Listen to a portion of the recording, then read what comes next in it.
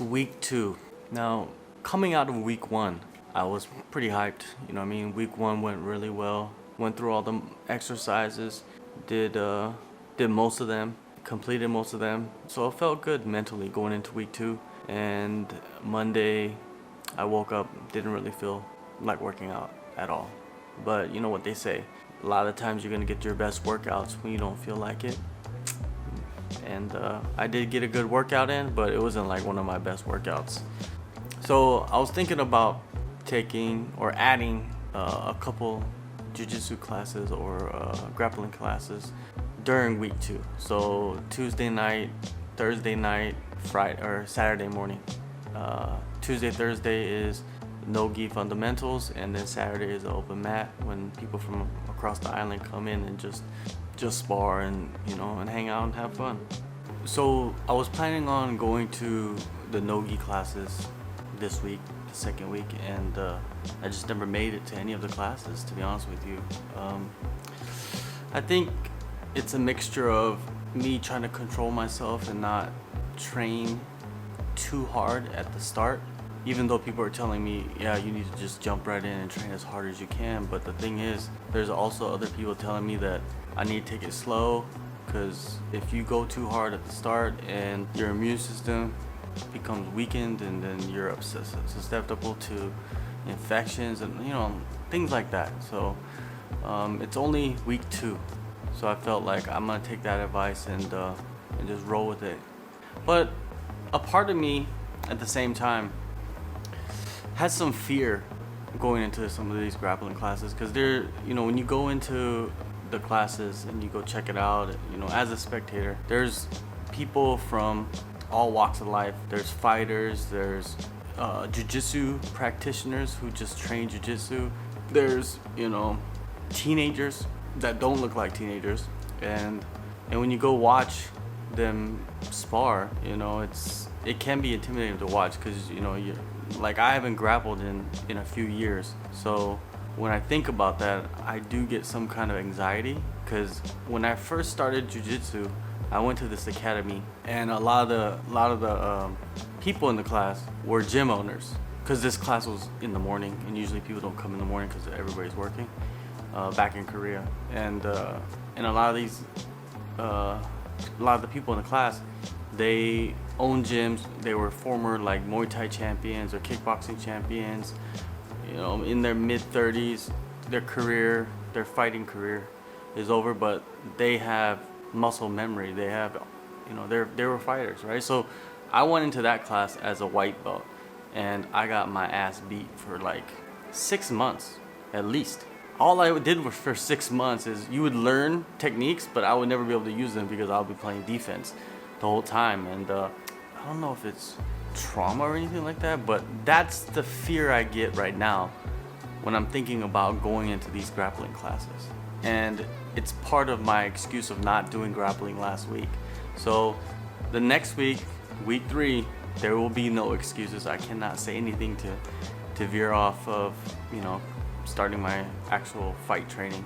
And also being on the island of Phuket, there are billionaires and super yachts and yacht this and boat this and islands here, beaches over there, beautiful people everywhere, right? There's Instagram models, influencers, fitness enthusiasts, doctors, physicians, nurses.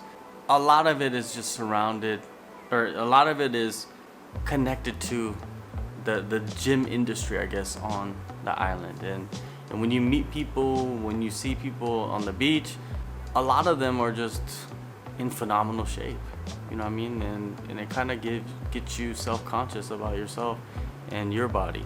So have I taken my shirt off since I've been here? Hell no, because if I do, it doesn't contribute to anything that's going on. So anyways, so that kind of creeps into my mind sometimes about, I guess, being self-conscious about the way I look.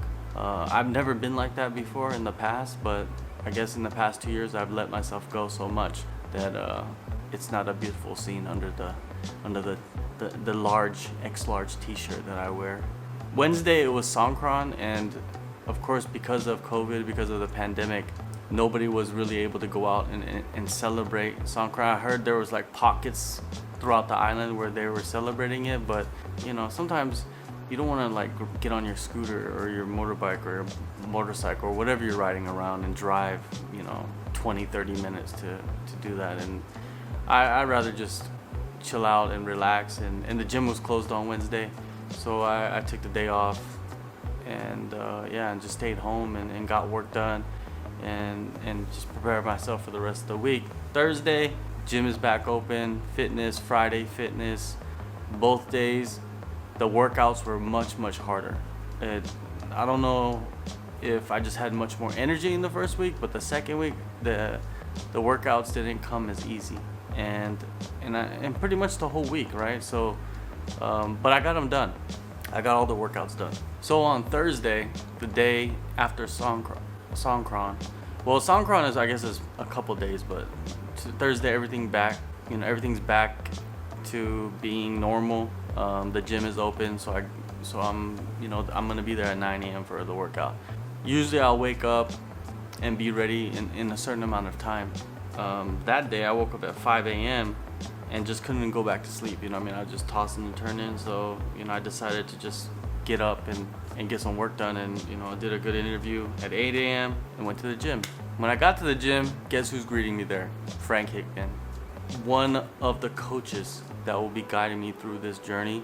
He is one of the best people I know in the industry. You know what I mean? A good individual. And he knows his shit. Like, he knows his grappling. He knows his wrestling. And that's why he is on the coaching staff of Alexander Volkanovski and Israel Adesanya and a lot of the city kickboxing fighters, as well as a bunch of other up-and-coming UFC fighters, Bellator fighters, PFL fighters. Frank he's sought after, and I'm very honored that he's gonna be by my side as pretty much my motivational speaker. So on Friday when I went to the workout, I felt really shitty. Like, the whole day was shitty, basically. You don't feel like working out, and then you get there and you get the blood flowing, and then the workout comes easy. That didn't happen. I went there, got warmed up. I just wasn't feeling it, and that made me realize, or that made me think about, man, if I go into my fight like I did on Friday, where I didn't feel like working out, where if I didn't feel like fighting, and when I got warmed up, I didn't feel the energy, and then after that I have to actually go fight somebody that wants to choke me out or knock me out. It made me really realize that you have to go to your workouts no matter what. You know what I mean? And it made me realize how vulnerable of a position you can be in a fight where you're so tired and you have no energy, and a guy is on your back or chasing after you, trying to knock your head off or choke you out. And it really made me think about how fighters are put in that position all the fucking time. And especially in these big pay-per-views or big events, sometimes you see fighters tap real quick. It made me realize that the reason they might have tapped real quick is because they just had nothing left in the gas tank. It's not like they didn't know the techniques to defend or, whatever. They just didn't have anything left. I feel like people can be broken. If you have a fight and you go in there and you're exhausted and your arms don't work and your legs don't work, the fighters that go and figure out a way to win those types of fights, I don't know what you call those people. Those would be called the 1%ers or whatever, in my opinion, because when I'm tired and I didn't even have nobody, trying to choke me out or anything like that, I was just in the fitness class and I felt like giving up. So it's a reality check. A reality check. That's the way I look at it. And hopefully that will be a good reminder to not get tired and to get my fitness up as high as possible. Just be a cardio machine. I feel like that is the scariest part of the fight, is that I will not have the energy to defend myself.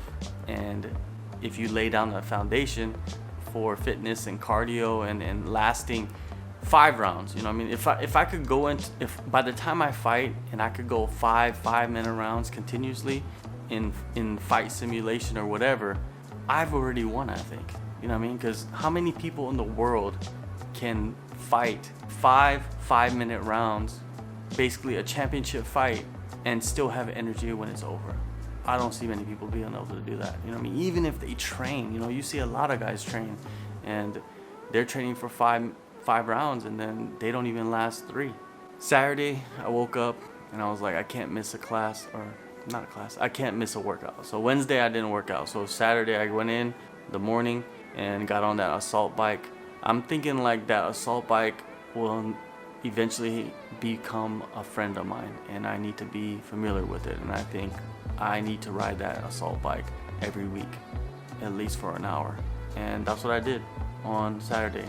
Went to the gym, rode the assault bike for an hour, got all sweaty and nasty, and felt really good afterwards. Saturday night, went to the beach party and ate stuff that I shouldn't have eaten. Sorry about that, coach. And Sunday as well, I just nothing too crazy, you know, some Thai food and some meat, but not the portions that you should be eating. A little bit more than that. But the diet, that's something that I'm still trying to figure out right now. You know, I'm talking with some people and trying to get a meal prep company to jump on board. Hopefully that will get resolved in the next week or so, and then I could be on like a very regimented schedule on top of having my nutrition planned out. And I think that's all I need right now. All I need is to have my schedule planned out and have my nutrition planned out, and then just follow a regimen, right? Of course, I still have to do my work, you know, with MMA and covering the sport and everything like that. But to me, that will lift a lot of burden off my shoulders. And I spoke with Woody. He told me that he'll give me that starting from week 3. So week 3, there will be much more activity with MMA. You know, last week I didn't do any MMA or grappling or strike or anything like that. But it's gonna be interesting. It's gonna be very interesting when I get back into the grappling classes. Next week's vlog, you will see me grappling. When I see you guys, hopefully it was a good week of grappling and fitness. So instead of having 5 sessions a week, I'll most likely have 8 or 9 starting from week 3. So stay tuned, guys. Make sure you guys subscribe, like, and leave a comment. I will respond to all of them. Please follow the journey, and we'll see what happens. 5x5. Explain that, why? So, listen, it's kind of been a staple for like MMA fighters around the world for years and years and years, is doing the 5x5 minute rounds to obviously replicate kind of a fight. It was pretty much designed like almost like I can't think who it was, but they did Fight Gone Bad. I think it was like George St. Pierre or something. And it's basically to have you in a feeling like in a horrible position, so you can push through during your fight. And so we kind of replicate something here. There is obviously more specific stuff that we do for fighters, but this is a nice little lung burner.